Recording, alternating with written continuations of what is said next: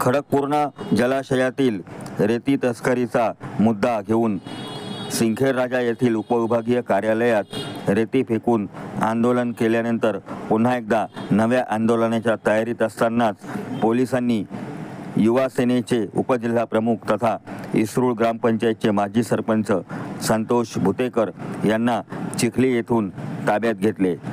त्यांना ताब्यात घेतल्यानंतर अंधेरा पोलिसांनी सिंदखेड राजा येथील SDO कार्यालयात त्यांना हजर केले।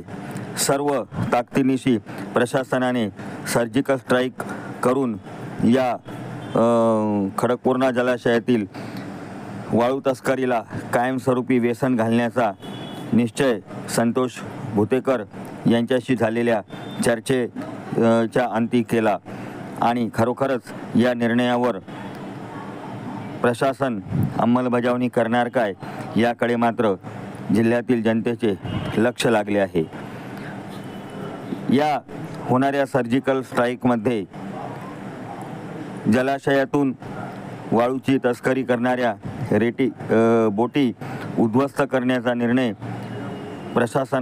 जिल्हा प्रशासनाने घेतला असून खरंच या बोटीद्वारे अवैधरित्या जो वाळू उपसा होत आहे तो थांबेल का हा प्रश्न देखील बुलढाणा जिल्ह्यातील जनता आता विचारू लागली आहे।